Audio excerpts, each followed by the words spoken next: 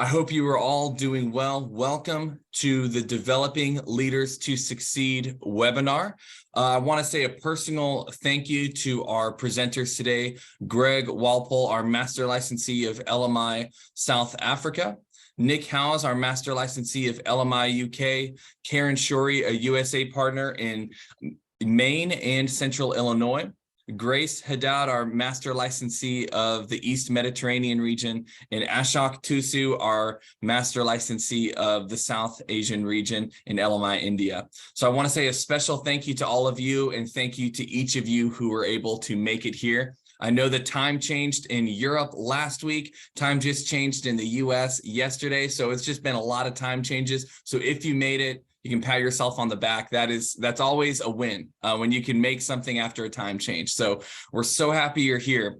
The point of today's meeting is to hear from some experts around the world who are going to be sharing some best practices on how to develop leaders and organizations to their full potential.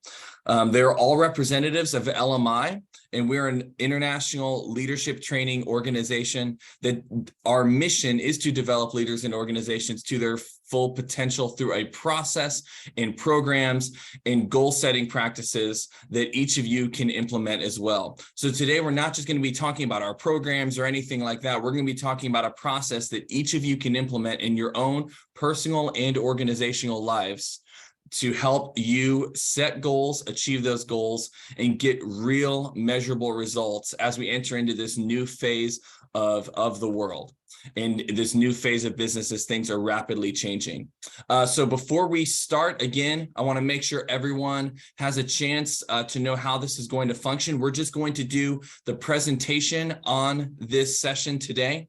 If you do have a question, go ahead and put it in the Q&A function of this, and I will follow up with those who ask questions. I'll make sure I get the questions, who asked them, send them out to the local representative in your area, and they will get in contact with you about your questions. So we're not going to address the questions live today, but we will make sure that someone follows up with you afterwards. So again, thank you everyone for being here. We're going to go ahead and get started with Nick Howes, our Master Licensee of LMI UK. Nick, go ahead. Thank you, Jonah, and thank you all for coming along today at whatever time of day it is where you are. I'm in the UK. It's in the afternoon, middle of the afternoon, and my responsibility is to get things started with a bit of a look around what is the state of leadership development currently. Jonah mentioned that our mission is developing leaders and organizations to their full potential. We want leaders and organizations to succeed. And unfortunately, that's not always the case. I'm speaking from the UK. You might have, if you've seen news from our country, we've had some challenges around leadership recently. And so it's a big issue for us. And it really matters around what's happening around leadership. Excuse me, just moving things on a little bit too quick there. Here we go. Let's just get the hang of this. So we've kind of, this first slide really is about a choice that could make or break your company, your organization. And it's about leadership development. And we want it to be done well. And clearly organizations around the world recognize that developing leaders is massively important. So this figure on the screen, £366 billion is spent annually on leadership development. That's a phenomenal amount of money. And so we should be seeing a lot of great leadership happening. If I think about the UK, a lot of that money is spent in the UK, and yet still leadership or the need for better leaders, more capable leaders to lead in the current climate is still a big one. So despite the investment, there's this leadership gap. Organizations, again, we're looking a lot at what different research organizations are saying, what's been published, what are leaders themselves in different companies saying. And what they're saying is there's a big gap between the leaders and the leadership quality that they have and what they need to succeed in the current times and in future times. So few kind of illustrations of that. Despite all that investment, 93% of organizations are still spending less than $4,000 per year on leadership development. So there's a lot being spent, but there's still in many organizations not much being spent. 77% of organizations say that they are currently experiencing a leadership gap. So right now, 3/4 and a little bit more of organizations are saying we don't have the leadership in place, the leaders that we need for where we are now. And then 56% are saying we haven't, we're not ready to meet future leadership needs. So people tend to be a bit more optimistic about where they're going. We're not quite there yet, but we will get there. Either way you cut it, there is a massive gap between current leadership and what's required, and particularly generational things around. Many organizations globally have more leaders that are coming towards the end of their careers, and lots of young new talent, and needing this kind of bridge this gap so that organizations are prepared for what's coming with leaders, not just talent, but leaders that can lead. So something quickly about the problem as we see it with leadership development, and as has been borne out by the research. So we mentioned again that 366 billion spent last year on leadership development. However, only 10% of CEOs believe that their current development initiatives have a clear impact on the business. So loads is being spent, but it's not impacting on the business. When times are great, I can perhaps afford to invest some money, and if it doesn't make a big difference, well, then we can live with that. But now that is very definitely not the case. Budgets are tight. There is fierce competition in the marketplace globally, so organizations can't afford to waste money, and they need that competitive edge. And therefore, more than ever, this desperate need for ROI, for return on investment on what's spent, not just for the sake of it, not just as a kind of a vanity metric, but because this bottom thing here around the 10% that see the clear business impact, organizations need a business impact. So the problem, though, despite those needs, still the predominant way that leadership development is being delivered are in these short workshops, 1 or 2 days. Occasionally they're 3, 4, maybe even 5 days. And they're expensive because you're putting people into hotels, you're paying travel fees, you are putting people into rooms where lots of information is being shared with them. So there's limited interaction because there's so much to cover. There's all sorts of aspects of leadership, and people are being sent away or have trainers come into their companies, if it's in-house, to deliver this information. And it can be fantastic information, but in that context, there's zero on-the-job practice and feedback. Those slides have moved. Yeah, so the need for not just learning, and the world as it stands today, it's never been easier to get information. We can all go online, watch a webinar, read a book, listen to a podcast. We can get the information, but the challenge for leadership is not simply getting the right knowledge. It's about this practice, feedback, review, getting better on the job with some support and coaching. We'll come into that later, because things that we only experience once, 98% of it is forgotten after 1 month. And so it can work if people are going away after their development experience, their couple of days training, and routinely reviewing that. But we know how many emails people have, how much stuff people have to get back to. And the challenge that just becomes great. Even though the feedback forms right at the end of that session will be great. That was learnt loads. That was a fantastic training experience. 93% of managers are saying we need training on how to develop, how to coach our employees, because the world today doesn't generally accept autocratic, authoritarian leadership. It's a much more nuanced way of developing people, helping them to reach their potential. And yet more and more are being put into leadership roles without the coaching, the support, and the clear picture of what succeeding in that role looks like. And even only a small number of leaders are saying that the leadership training they have had is relevant. So the investment compared to what's actually needed just reinforces this gap. Oh, let me go back here. We like this quote here. Business leaders must become what we call infinite learners, those who not only enjoy learning, but feel a constant need to acquire new skills. Leadership in the current day is not a one-time thing. Yeah, we did that. I went on a leadership course. It's this experience of learning, reviewing, understanding what's happening in the world and translating it into the current situation with my people, with my organization, with our business and what it is we do. And so this ongoing requirement rather than one-off is a really important one. So, and this is the final slide that I have to present here. The leadership that's been in place for years will be gone. Some organizations are ahead of the curve with this, but many aren't. The recognition that 70% of the workforce will be millennials, that would be age 45 and under by the year 2025. Think about the organizations you know and how many of the senior leaders would fall above that, and the need for leadership development to be meeting those requirements now and ongoing.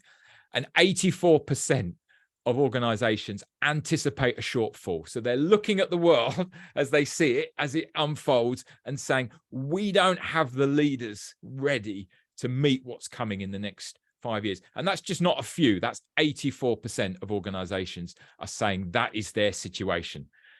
That's me done for now, and I shall hand it over.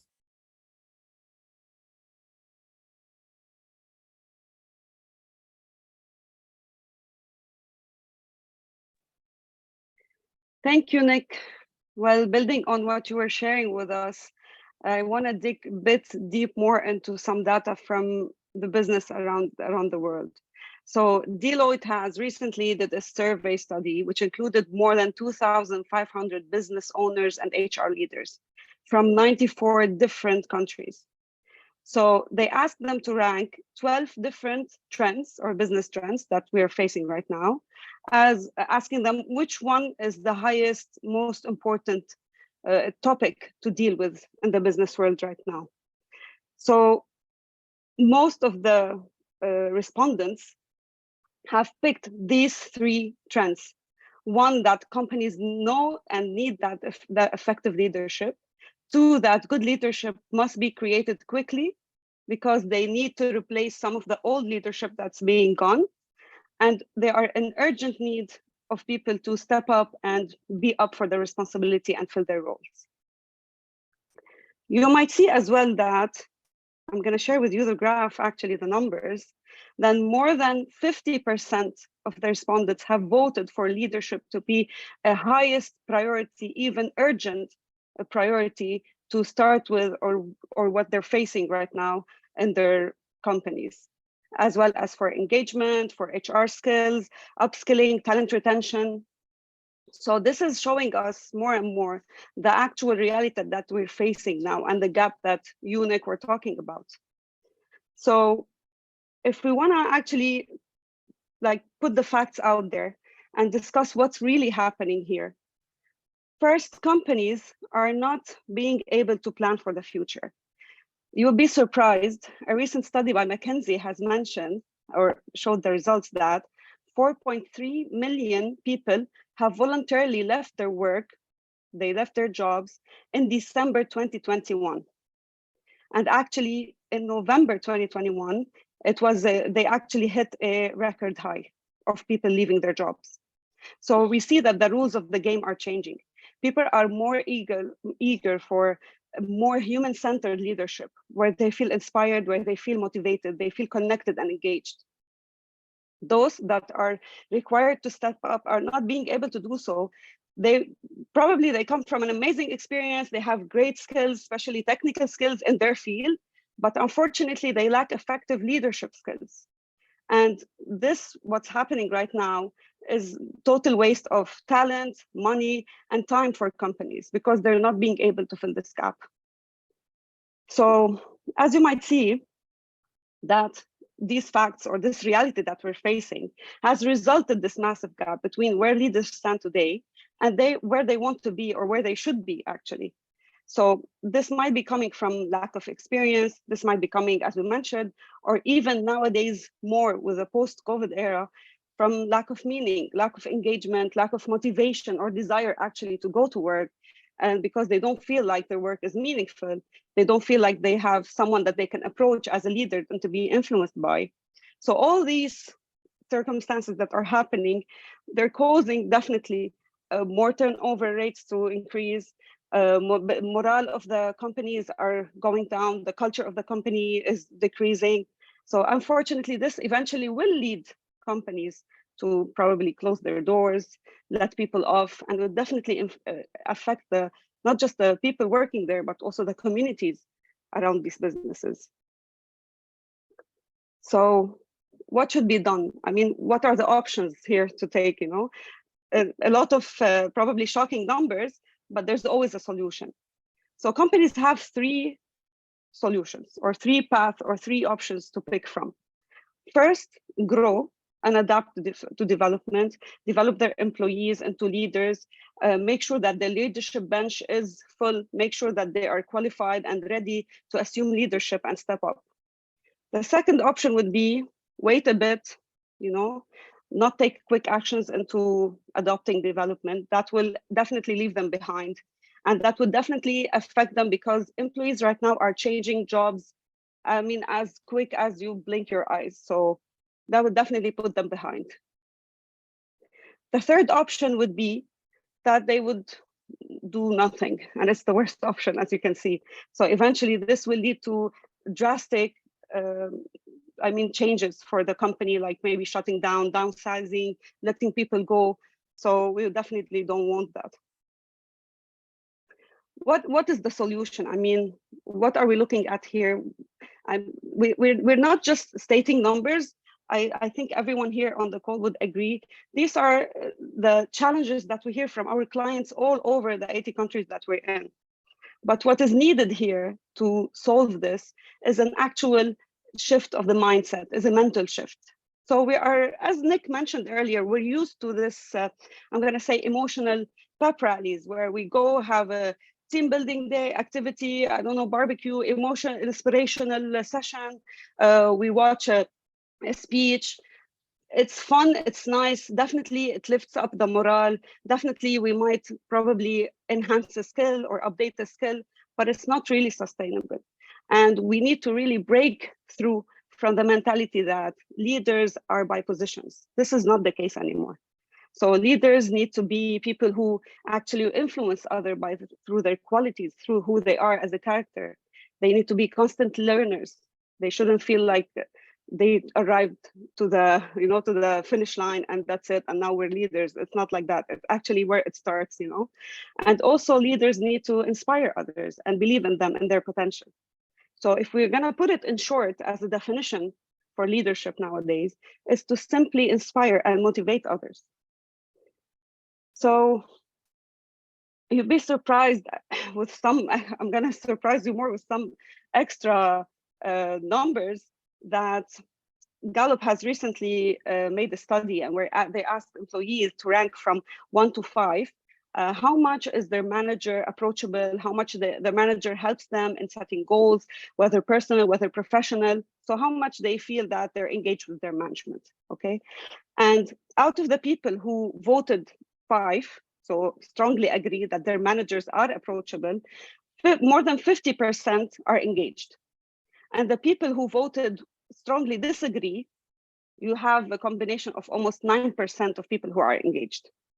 So you can imagine how would the company look like if almost 65% of its people is disengaged, and not just disengaged. The issue that we're facing here, you've all have been hearing definitely of quiet quitting and all this trend. So the issue that we're facing here is that people are actually coming to work with intentional disengagement and disrupting of the productivity and the relationships. And another thing to add here is that sometimes it's not, the challenge is not also with only with the employees, rather sometimes with some board members who are probably not on the same vision or they're not aligned. And that definitely will cause dramatic impact on the whole company.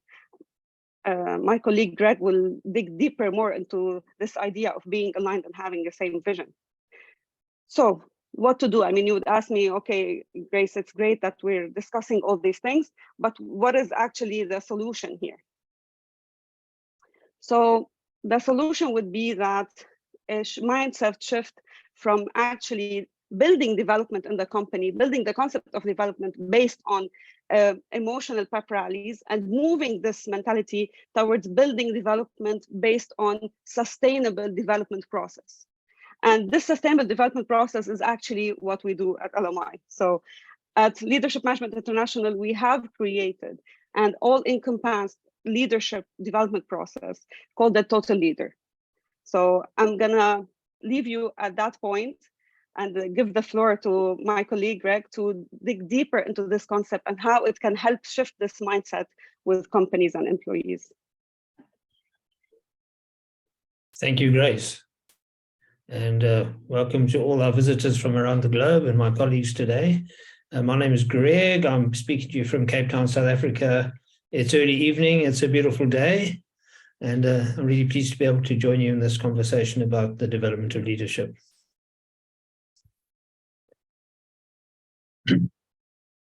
I didn't start when I worked through my SMI programs in the right place.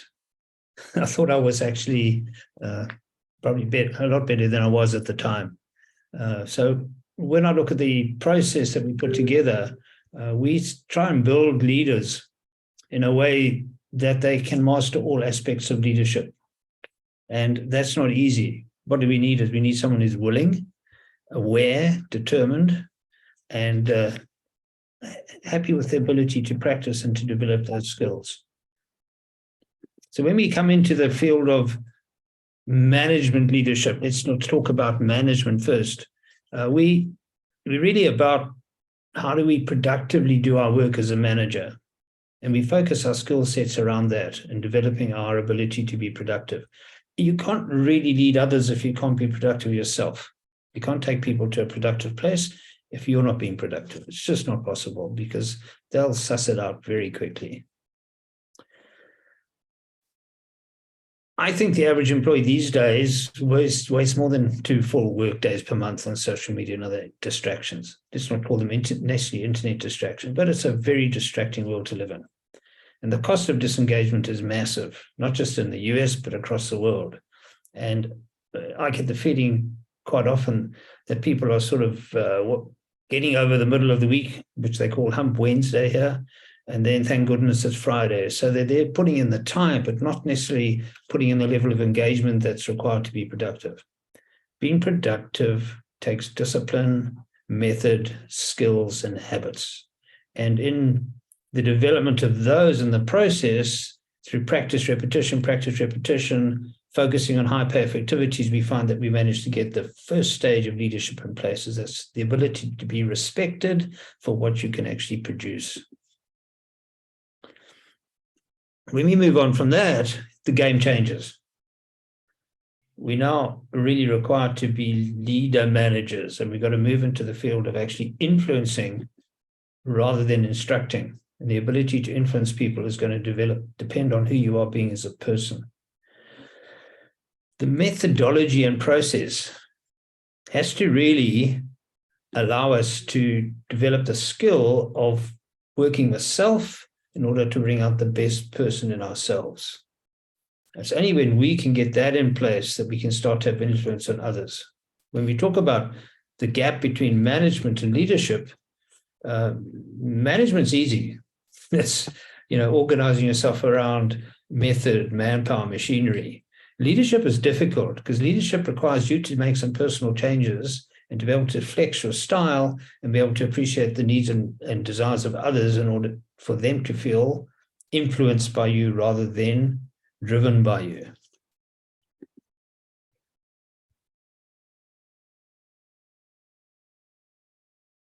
Quite a statistic, that, being engaged at work. And the levels of active disengagement or quiet disengagement are massive in the globe at the moment. And that's really, I don't think it was caused by COVID. I think COVID showed it up.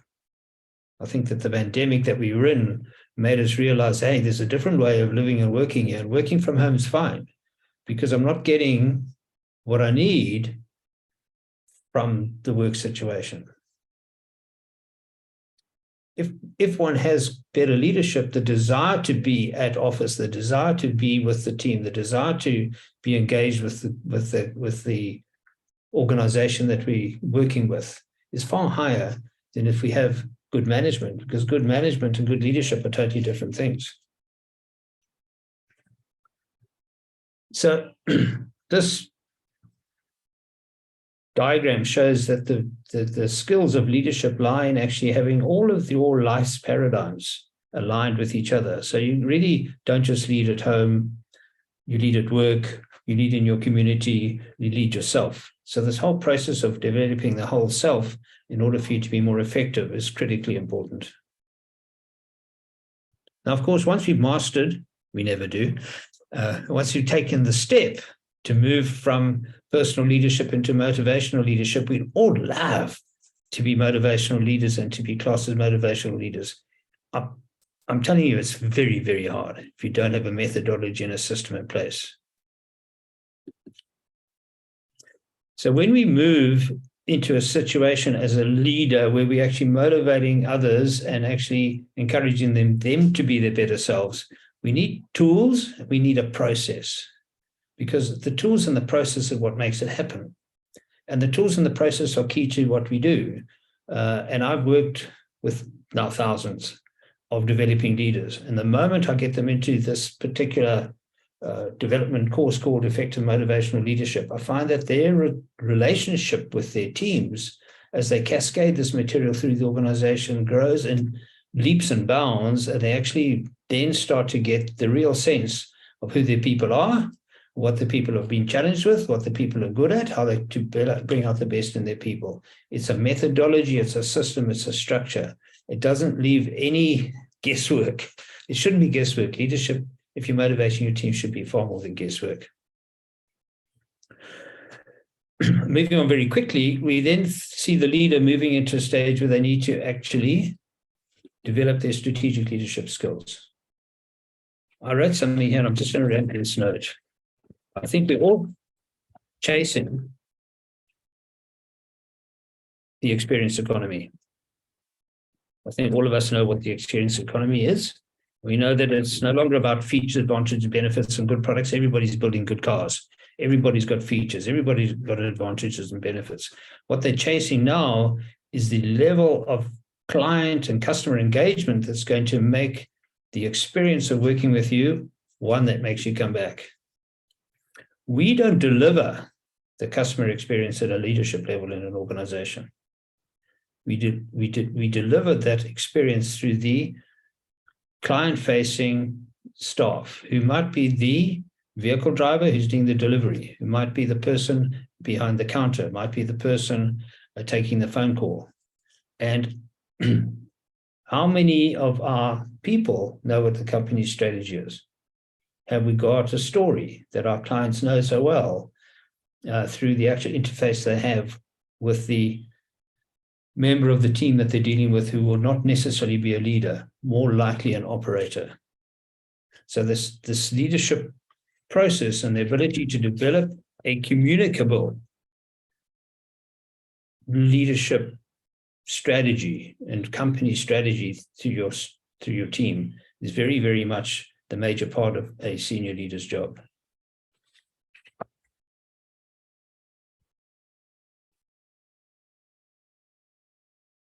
How we do that is where we're going to with this webinar. So I just want to recap.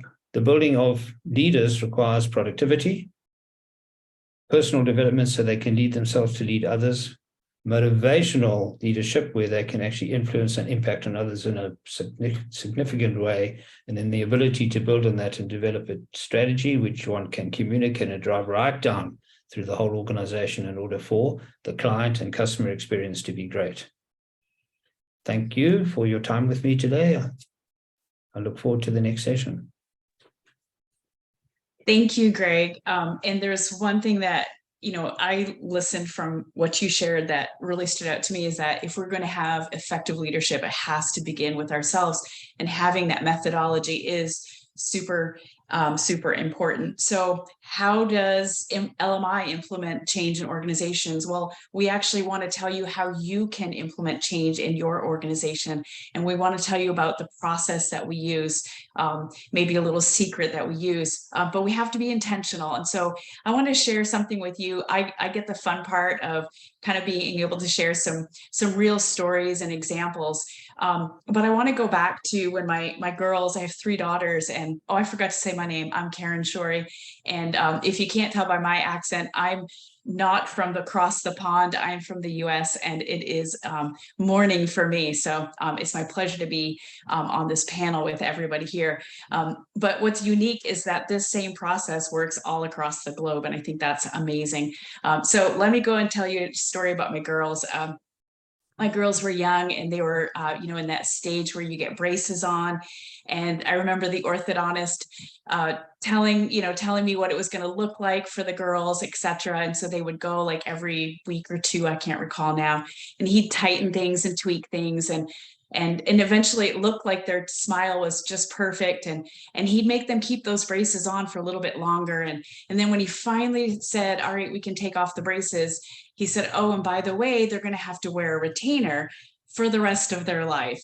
And so that retainer, I'm like, well, why would they have to wear it for the rest of their life? You just spent all this money to fix their teeth. They look straight. And he said, because your mouth has muscle memory. And that really struck me, because we have muscle memory in our minds, in every action that we do. And we can change something. And many of you have started habits before. And if we don't keep with accountability and the being repetitive over and over again, doing the same things all the time, then eventually our muscle memory kicks back in and we go back to our old habits. And so LMI has a process that we want to share with you about how to make that true change.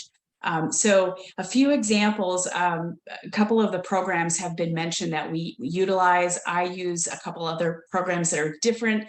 I use an effective personal program. That's one of my favorites, personal productivity, and another one called effective leadership development. Amazing programs that really help us. But what we see is this change based on what you've already heard of recognizing, here's the problem. We know that our leaders need some change. Now, this is how we're going to figure out how to get that change. So a couple quick stories before I share my next slide with you is I recently had the privilege to work with a production manager of a manufacturing company, very hard worker, great guy. I asked him how many hours he worked in a typical week, just trying to get some information about him. Found out that he worked close to 70 hours a week. Now, if you know anything about me, I'm not the quickest when it comes to numbers, but that's every day. He was working every day. Even when he was home, he was going back in or on his phone. He was always working, and he was exhausted. In fact, he couldn't recall the last time he took a vacation and spent time with his family. His family included 2 sons, who the youngest son was just going off to college. And there was a lot of regret that he felt like he had missed some of the great years of his boy's life. And so a few months after working with me, he had taken his work hours from 70 down to 45 and had not compromised any of the quality of work that he was still producing. His wife was ecstatic. She actually called me and thanked me because she felt like she had her husband back. So how did we do that? Well, we identified an attitude. And the attitude was, if he didn't go into work, things would fall apart. And when we figured out and we dug down below, we changed that attitude, and look what happened. It just changed his life. Another person that I had the privilege of working with was a vice president of a company. And she too was really juggling everything. She was a mom, she was a wife, a lot of responsibilities at work. She would come home, she would try to take care of her family, put the kids to bed, and she would go back to work until probably midnight every night, just exhausted. After again working with us for a couple of months, she too was able to find that balance that she was looking for. And why? Because we identified the attitude that she had, and that was she couldn't delegate. She felt like if she delegated that, she would overwhelm her staff, or they couldn't do it as good as her. And what she actually found was she was stunting her staff, and she was taking away from them an opportunity for them to grow. So she adjusted her attitude, she adjusted her behaviors and her actions, and she was able to find that balance, and her results were priceless. So we want to share this change with you because it really does work. Those are real examples of people that I've personally worked with. And so we want to show you how that works. So on this next slide, you'll see our process or our change chain is what I call it. So we look at success, the level of success that we want to see is really based on our results. What are we doing that's causing our success? Our results come from our behaviors, our actions, and then behind that, if we continue to peel this back to figure out where is all this coming from, that's where the attitude shows up. And I remember as a kid, my mother saying, your attitude is everything. I think the attitude is just the beginning. That's kind of the middle of where this all is. So when we help our clients identify what their attitudes are that are not serving them, some of their attitudes are great. They're showing up. They're doing their best that they can for their employees. They're trying their very best, but they may have some limiting attitudes that are also holding them back. So when we figure out what those are, that's when we can make change. And so we have to figure out, first of all, where did their attitudes come from? That comes from our conditioning. When we were a child, all those influences over us that shape how we believe, what our thoughts are, that's called conditioning. And that conditioning comes from spaced repetition. Now, I realize that I'm speaking to people from different countries, so I don't know if flashcards are a normal thing in other countries when you're in second, third grade, when you're learning your times tables and your multiplication, but that was something in my school. And we always had those flashcards, and they would always tell us 4 times 5 is 20, 6 times 6 is 36. And we would just know after a while. It was almost like muscle memory back again. And so that spaced repetition conditioned us for our attitudes and our habits, and that changes our behaviors and influences our results, and that determines our success. So I think I'm going to leave it for here, and we're going to let Ashcott go into this a little more in depth.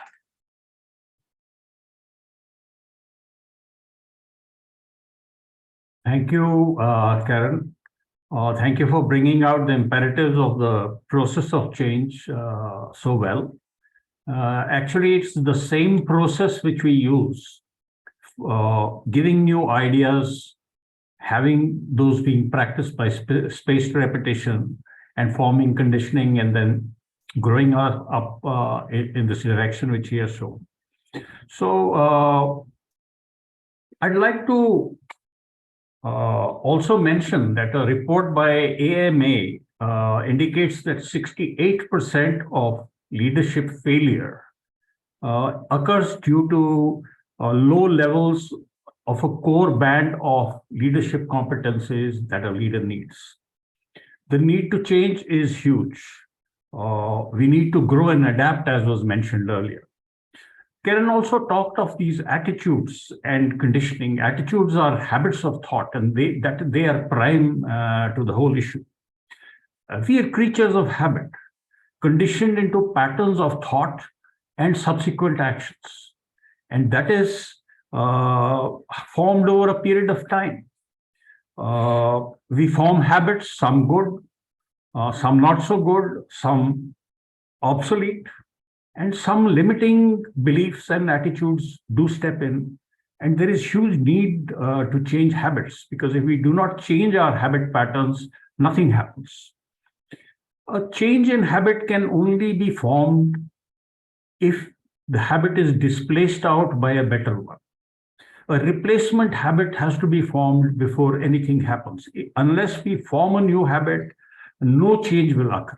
And as has been mentioned by several of my colleagues, that we are into a very specialized methodology that produces huge change. Now, power of spaced repetition as at the core of the change. Karen talked of those flashcards and everything. Everything we know, it comes out of spaced repetition. The slides here on the screen show what is called the Ebbinghaus forgetting curve. And it is evident that one exposure As you see the left one, very quickly the thing is forgotten. And as you keep repeating the thing, but third reminder, fourth reminder, which means 4 exposures or more, the retention levels get very high. And why is this important? Because as you get into the spaced repetition, the thing gets fed into your long-term memory. You know, we have the short-term memory. What I've just said, you'll remember for a minute, for an hour, maybe for a day, but it does not last beyond. It sinks into the bottomless ocean of our mind. Only when ideas are internalized, then they can surface out at the right moment and be used. Retention and internalization, therefore, is the most important thing to change after identifying where to change and what ideas to use. And an idea recalled in time simply will be an idea used. Otherwise, it will be a waste of opportunity. That is one aspect related to spaced repetition. The second aspect is not just repeating the words and memorizing them. It is repeated actions that really form the habits. And get started, persist till the new habit is formed. And this is something ingrained in the LMI programs, particularly what Greg mentioned in the productivity program. This is used very effectively to produce change. This is where the replacement habit is formed by spaced repetition of actions. And once you've formed a new and a better habit, you are never going to put it up. The LMI program uses spaced repetition to produce visible and better than usual results to your potential, results of things that you desire happening. And the LMI process has both aspects woven in, retention of ideas as well as the practice of new actions to form new habits. New habits, new behaviors feed greater success. Our participants often surprise themselves with what they have attained. And Karen has just mentioned a few of them. You have incredible examples of people giving up smoking just because it's coming very deeply from inside. I'll now move on to another aspect which is very important, and that is communications. And the communication is something that is key to everything. A huge amount of money is lost by organizations because of some gap in communications. The fact is that by ourselves, we can only achieve so much. Organizations must run with and through people. Leaders have to work with and through people. And research shows that if the communication is bad, this is the kind of impact it can produce. We hear, often we do not listen to what we hear. We form opinions and we retort very quickly. This ends up in a kind of not getting the full message that is coming across. At times, we do not know the power of good questioning skills. So good questioning skills, good listening skills, and empathetic listening is a triad and a grouping that needs to come in if you have to become a good leader. And only then effective communication will take place. All these barriers of retorting quickly or not listening are habit patterns. And as I mentioned before, the habit pattern needs to change. You need to retain new ideas, adopt new ways, practice them with spaced repetition, and then huge new opportunities in communication effectiveness come up. Our LMI founder, Paul J. Mayer, shares a remarkable insight in communications. He says that communications is just not an exchange of words, phrases, or ideas. It is incomplete if it is not accompanied by an exchange of feelings.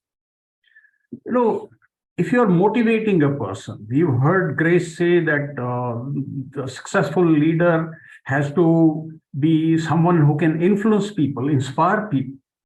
If you're speaking in a monotone, how on earth are you going to inspire anyone? If you do not exchange feelings, if you are not expressive about it, if you don't engage the other person out, nothing will happen. So communication is just not words and how well you can write and how well you can read. It is much more beyond that. We've helped millions of people worldwide through our LMI programs absorb powerful new ideas to get this whole triad of the empathy, of questioning skills, listening skills, and much more. Find out where their blockage points lie, because we have a lot of tools that go into where am I, where do I need to change, and it pinpoints the change area within. Huge potential is unleashed when your communication is improved. Of course, in terms of money for the organization, it's huge. But also think about this, that when your communication is good, when you're exchanging those feelings, people respect you more. And that is a huge thing. Now, let me get on to a third area, which is very important. And we call it the triangle of communication. This is a very good technique, and I will explain a bit more about it. But before that, I'd like to tell you that the LMI interventions go across for several weeks. They have an elapsed time of maybe 9 weeks or so. And there is one meeting per week of a few hours. And we have highly skilled facilitators whose job is to build urges in you that culminate into desire. Nobody changes because you tell them how to change. Nobody changes because you give them a good idea. They only change when it boils up from inside. So part of the power of our LMI interventions is the facilitator and the methodology which we used. New habits are formed, they're channelized into generating visible and measurable results. And the intervening period between sessions is to practice all that spaced repetition of ideas and attitudes in your mind and of actions that form new habits.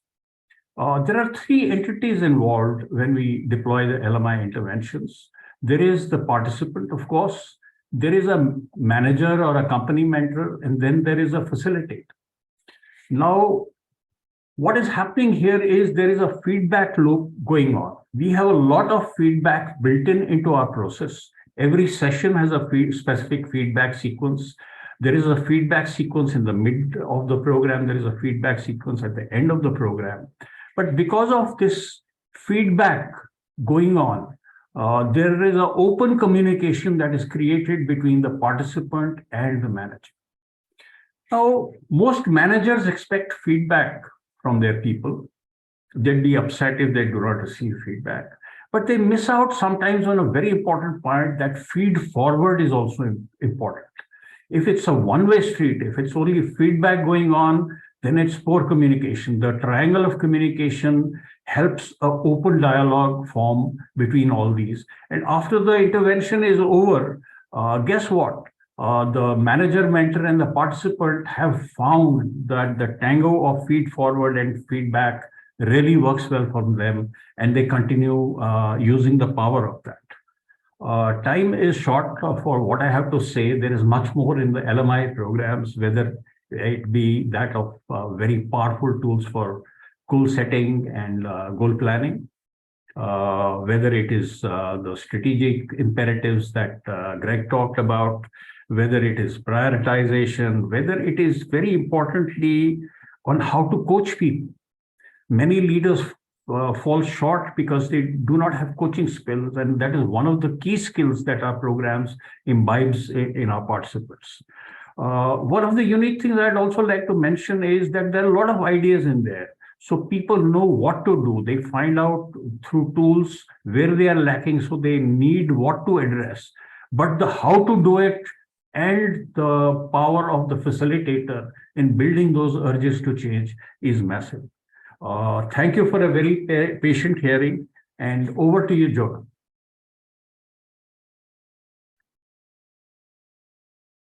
Ashok, thank you so much. Really appreciate you and all of our presenters. Again, I'm Jonah Erbe. I'm our Executive Vice President here at the home office in Waco, Texas. And I want to go ahead and finish us out kind of as we wrap things up.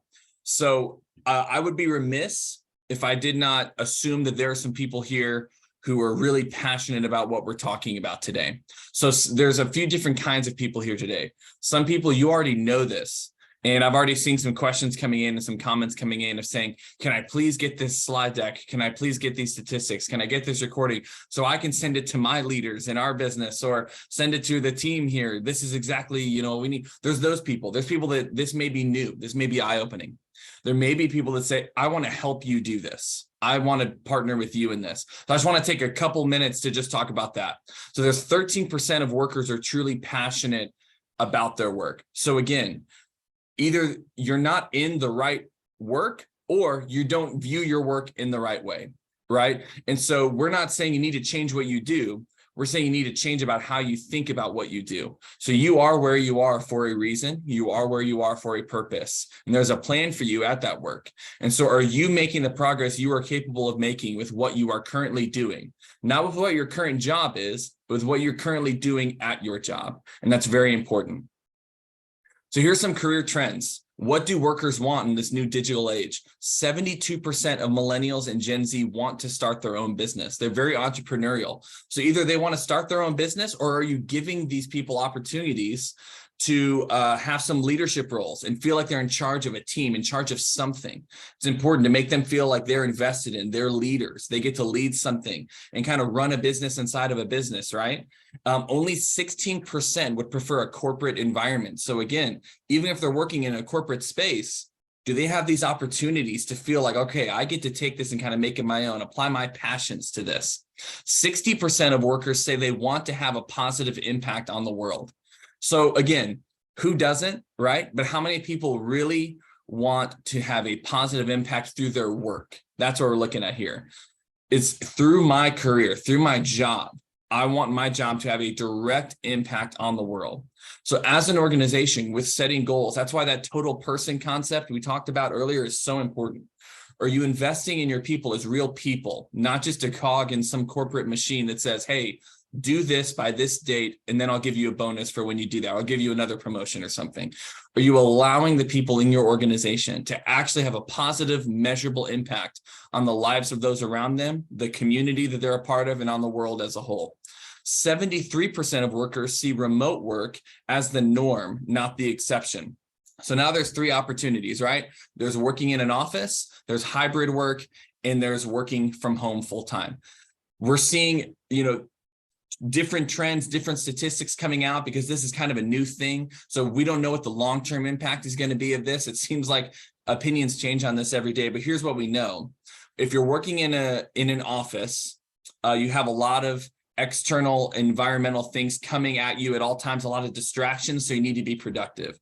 If you're working from home, it's just a different kind of distraction. You got your phone buzzing, you got your dog barking, a kid crying in the other room. There's things going on. You need to know how to be focused. You need to know how to be all in. I can put my hand up and say from experience, we've got a 5-month-old at the house, my first kid.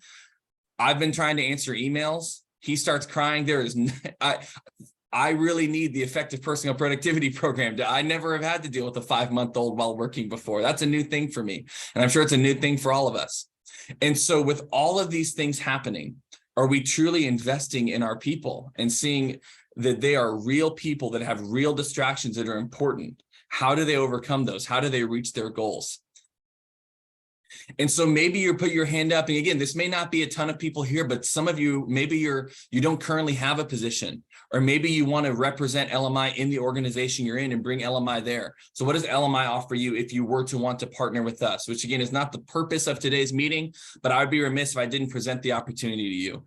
You have a flexible work environment, ability to make an impact in your community, international support. We have people in over 90 countries around the world, timeless resources that have been around. We've been around for over 60 years now, and the ability to run your own business and be entrepreneurial. So maybe that's you. And if that's you, we've got people represented all over the world here. Reach out to your local representative and let them know. But before we wrap up, here's some information on how you can get in contact with us, and we'll get you in contact with a local representative. But we are not a webinar business. You heard that today. We are not a seminar business. Webinars are helpful. I hope you feel excited. I hope you feel energized. But just watching this webinar is not going to change anything about you. We've talked about that all day. So we would be lying to you if we said, take what you learned today and then go make a change. It's not going to happen. You have to go do something now. You have to take this and run with it. Whatever that is, we are here to partner with you. We would love to partner with you. But whatever you do, there's got to be some long-term change that happens now because of the excitement and the data that you've been presented today. So what are those next steps? We've got people in over 90 countries around the world. We have materials in about 30 languages. If you want more information on these programs and you want to partner with someone locally, reach out to us. We'd love to get you in touch with someone. And I will make sure I send out the recording to everyone who's been here and everyone who signed up. And that way you can go back and watch this, send this to your leadership in a non-passive aggressive way, ideally. Send it to your leadership, present the statistics to them, and let them know what you're looking for. But again, I want to say thank you to everyone who presented, everyone who attended. I know we've got people from, I think, every single continent. We didn't touch Antarctica. We got close, but we didn't get that. But every other continent is here. And so we appreciate you all for being here and tuning in. Thank you to our speakers. Again, this is just the beginning for you. This is not the end. Take this and run with this. What are those next steps? And I'll leave that with you. The ball is in your court about what you're going to do with your people and your organization and yourself next. Thank you. We hope you have a blessed rest of your week, and we hope to be in contact very soon, and we will send out the recording. Thanks, everyone.